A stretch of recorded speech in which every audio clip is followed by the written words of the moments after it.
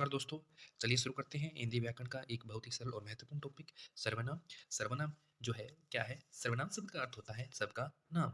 वाक्य में संज्ञा की पुनरुक्ति को दूर करने के लिए संज्ञा के स्थान पर प्रयोग किए जाने वाले शब्दों को सर्वनाम कहते हैं। पुनरुक्ति मतलब बार बार, अगर संज्ञा शब्द को बार बार उपयोग करने से उसको उसको दूर करने के लिए उस कमी को किसका प्रयोग करेंगे? सर्वनाम का करेंगे। यानी अर्थात आप समझ चुके हैं कि संज्ञा के स्थान पर जो प्रयोग किए जाने वाले जो शब्द होते हैं उनको क्या कहते हैं? सर्वनाम कहते हैं। जैसे इस उदाहरण दिया है, गुंजन विद्यालय जाती है, वह वहाँ पढ़ती है। तो इसमें देखिए गुंजन संज्ञा शब्द है, वह वहाँ पढ़ती है। तो गुंजन की जगह वह, यानी पुनरुक्ति को रोकने के लिए गुंजन की जगह वह शब्द का प्रयोग किया और वह क्या हो गया? वह क्या है? एक सर्वनाम शब्द है। इसी के साथ देखिए विद्यालय है, विद्यालय के अंदर विद्यालय जो है वो संज्ञा शब्द है और इसके स्थान पर वहाँ वहाँ शब्द का प्रयोग किया है। वहाँ क्या है? एक प्रकार से सर्वनाम शब्द है। ओके।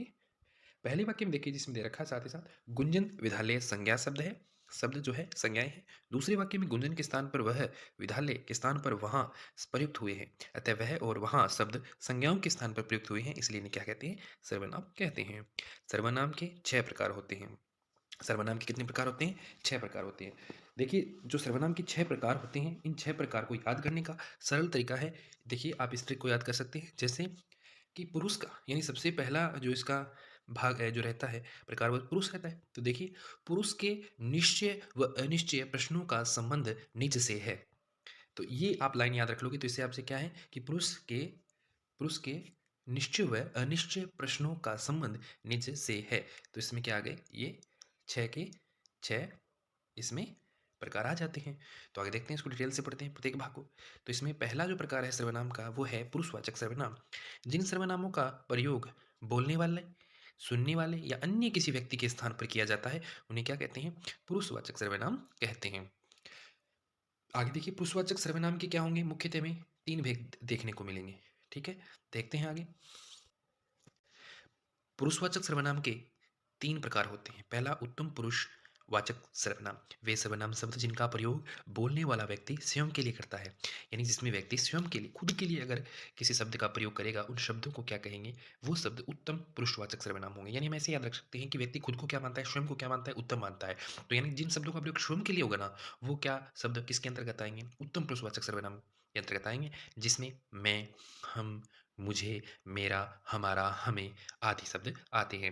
आगे देखिए जो पुरुषवाचक सर्वनाम का दूसरा भेद मध्यम पुरुषवाचक सर्वनाम, यानी वे सर्वनाम शब्द जो क्या है? सुनने वाले, किसके? सुनने वाले के लिए प्रयुक्त किए जाते हैं। यानी जो शब्द क्या है? सुनने वाले के लिए प्रयुक्त किए जाते हैं। यानी जैसे तू, तुम, तुझे, तुम्हें, तेरा, आप, आपका, आपको इत्यादि ये शब्द किस में आएंगे? ये मध्यम पुरुष, जो मध्यम पुरुषवाचक सर्वनाम के अंतर्गत आते हैं। इससे आगे देखिए हिंदी में अपने से बड़े या आदरणीय व्यक्ति के लिए तुम की अपेक्षा आप का प्रयोग किया जाता है। किसका प्रयोग किया जाता है? आप का प्रयोग किया जाता है। आप सर्वनाम का प्रयोग किया जाता है तुम की अपेक्षा। अगर इसमें थोड़ी एक बात ध्यान भी दें, यानी जिसके अंतर्गत क्या होगा कि तुम शब्द का प्रयोग वहाँ होगा जहाँ पर निजता का भाव ज़्यादा हो। निजता का भाव अगर ज़्यादा हो, जैसे भगवान को हम कहते हैं तुम, हे भगवान तुम मेरी रक्षा करो। लेकिन आदरणीय भाव के अंतर्गत क्या होगा? आपका प्रयोग, आप सर्वनाम का प्रयोग होगा। आगे देखिए अन्य पुरुषवाचक सर्वनाम, वे सर्वनाम जिनका प्रयोग बोलने तथा सुनने वाले व्यक्ति किसी अन्य व्यक्ति के लिए प्रयुक्त करते हैं। जैसे वह, वे, उन्हें, उसे, उसका, इसका इत्यादि। ये शब्द क्या है? अन्य पुरुषवाचक सर्वनाम के उदाहरण के अंतर्गत आते हैं। अगला जो हम देखेंगे, हमारा जो सर्वनाम का भेद है वो है निश्चयवाचक सर्वनाम। निश्चयवाचक सर्वनाम वे सर्वनाम जो किसी निश्चित व्यक्ति या वस्तु का बोध कराते हैं उन्हें क्या कहेंगे? निश्चयवाचक सर्वनाम कहेंगे।